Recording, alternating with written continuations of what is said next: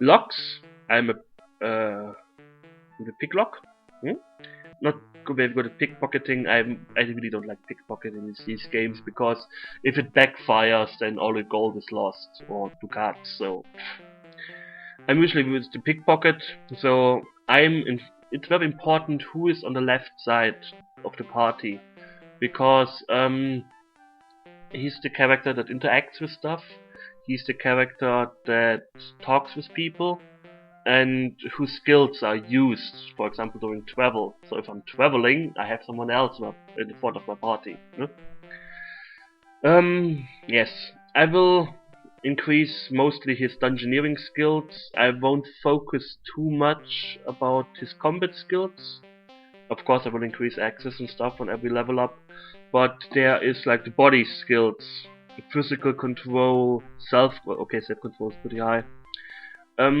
Self-control is if you get hit, and if you get hit too much, your stats may decrease. But if you have high self-control, then you notice, oh, I'm wounded, but you don't care for it. You are like, just a flesh wound, like the Black Knight in Knight of the Holy Grail. Oh, it's just a flesh wound. Your arm is off. Anyways, so that's my main thing. The next one, Alden Loco, he is more into the body arts, physical control, riding. Well, it was given, so you don't need riding. He's a very good swimmer, self-control, no, like my dwarf. Carouse, my dwarf is very high with carouse. You can drink a lot and don't get drunk. Dwarf, no. He has some treat wounds abilities. He's mostly focused in two-handed swords and swords. So I will increase both these two. So he's very versatile with the weapons we find. Other than that, he is not very good with dungeoneering stuff. He's usually the damage dealer in the party. I will focus on his combat and body skills more. Can't even talk more about Loco. He will most likely be the one if we ever find Blade of Destiny wielding the Blade of Destiny. That's why I'm putting swords and 200 swords into it. I'm not sure what kind of sword the Blade of Destiny is. Morak dice. Morak Dai. I don't spell your name. He is my infight healer and range supporter. He's a green elf. Green elves are very good with combat, magic skills, and healing. Balm that heals. Pure and clear is remove disease and poison, depending on the disease and poison and skill, of course. It's usually better to treat it with herbs. But I think he has the highest healing spell in this area, and so Balm is healing. Pure and clear is remove poison. Rest the body increases the regenerating during sleeping. Bambaladam is a very good. Was a good spell, I think. Yeah. Wait. More spells. Combat-wise, lightning blinds the enemy. Fulminicus is a fire attack spell. Fiat Lux was a light spell. Magic armor, of course, stuff like that. So he's the infight healer in case I really have to heal someone now because he's very low. But usually I will focus on his missile weapons. So he will be wielding a crossbow. Same with Queen of Atlas. And yeah, he's a dancer. He will get some money doing in taverns. And he's pretty good, I think. Where was it? Animal lore, tracking, yeah, so he's an elf, of course he's good at tracking. Instruments, so he can play the lute and earn some money. More money. Other than that, he has the usual elf stuff. Seducing, can't hurt. And stuff like that. So in-game infight healer, range support. Queen of Headless. I'm very happy that Headless was fitting in. I think she would have killed me if I called her Queen of Hat or something. She is our tracker and survivalist. We will travel between cities, and this is on a map, a huge map. This is only in the first and second game. In the second game, I will talk about this in the second game. I will try to get a focus more on spellcasting and combat. Because in the third game there is no overworld walking around, which is kind of sad, but can't help it.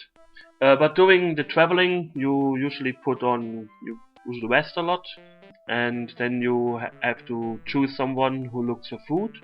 That's her job, or getting us through the woods without getting lost and stuff.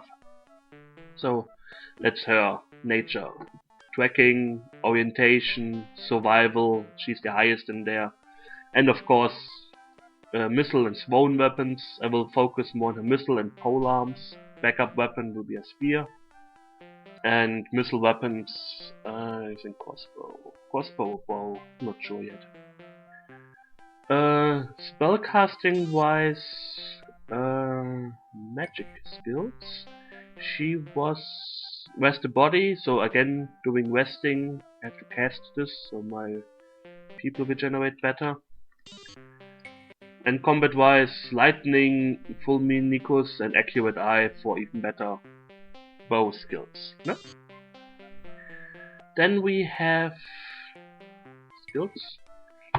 Lady Gilvin, our druid. I never had a druid in my party, so I'm not 100% sure if I will play her properly. I hope I will. She will get a missile weapon later on, a bow. So I will increase her missile weapons a little bit, not too high. Her main thing later on will be the out of combat healing. So she's an out of combat healer, taking care of poison, taking care of diseases, taking care of wounds. And while traveling, she has the highest herb and animal lore. So if animals approach, she may be the one who calms the animals without them attacking us, which is kind of important. So you don't get into too much combat. And the herb lore, if doing resting, you can send one to gather herbs. So if she has a high herb lore, she will find a lot of stuff. And it's cheap money. The more herbs you get, there are some herbs who are really worth a lot of money. So selling them, making them into potions, selling the potions, stuff like that. She collects herbs. I had a really hard time with her magic distribution. And because she isn't really that good with combat magic, as you can see, everything is -8, -2, bit of lightning. And most of the spells were really low, except the dispel and domination spells. So, like I said, I'm not sure if I played Druid right. But she will be our, how do you call this? Let's say Dominator during combat. She has the Evil Eye spell, which scares an enemy. I think it was scaring an enemy. Or dominate an enemy. Confusion, so the enemy attacks his own people. Dance, forces the enemy to dance, so they can't do anything anymore, like taking them out of combat. And domination is removing domination spells. So she will be the what was the class in Guild Wars? Mesmerizer? Messer?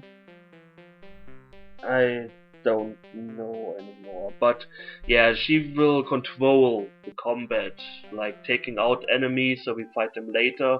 If we get overwhelmed by enemies, making sure we can handle the situation, stuff like that. That's her main thing during combat. And out of combat, she treats our wounds, collects herbs, stuff like that.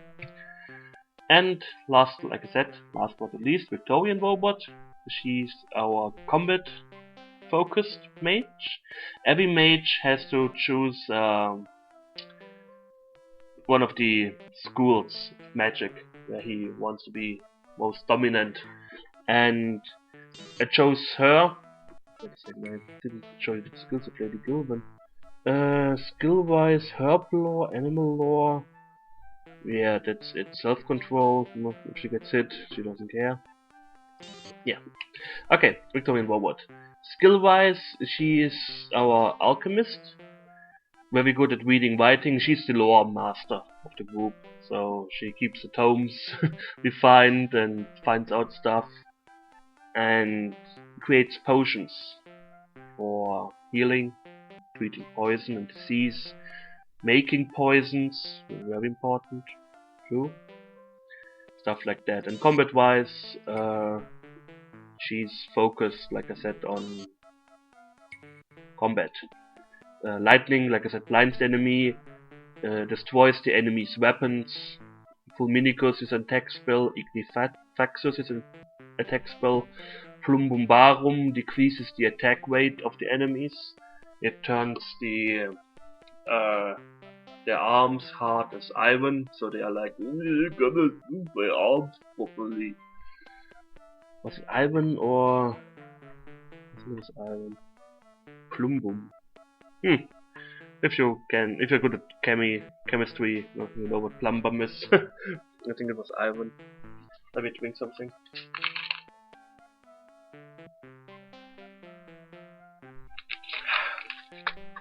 Good. Yeah, so I will focus her on the alchemy part, on the combat, and I try to get some of the movement spells, but she's not that good with them. Okay, attack parry values, it doesn't really matter. Who's good as what? She's really good at pole arms, bows, stuff like that. Yeah. Okay, we will now equip our party. Save. Let's save first. Start game 2. Yes. LP start. Every time you save in this game, you lose a little bit of experience. I think. It's only the first game, I think. But it's not really a huge amount. So, don't care. The later games will be a bit easier anyways because of the levels I get. You start the second game with level 1, but you get involved in a fight that brings you to level 6? I'm not sure. I think it's the same with the last game. But it's usually better to just import your characters and, you know, so I will do this. Okay, let's leave the temple. And it's the market. We will visit the market and see what kind of stuff we need. Chandler's booze. Let's buy. Let's buy the basic stuff first a little bit. Beer. No, we won't buy beer. We will buy 6 more water skins. So everyone has 2 water skins ready, that should be enough. We need blankets. Because if you're sleeping outside without a blanket, there's a higher chance that you get sick. Later on you can get sleeping bags and stuff, they're important too. We will buy 2 ropes, we have a hammer, a whetstone, pretty important. After every combat, sharpen your weapons so they stay in good condition. We have a crowbar, we don't need a hoe. Tinderbox. Tinderbox can't hurt. Let's buy tinderbox and 3 torches. We don't need a brandy bottle and let's get 6 food going. Okay, let's haggle. You've chosen vase of the value. Do you want to haggle for... let's haggle for 10%. And I'm haggling. By the 12 gods, the audacity to make me such a lowly offer, you will have to increase your offer. Fuck. Damn it. Let's do for 5. You're ruining me, but I like you so I shall give it to you even so. Great.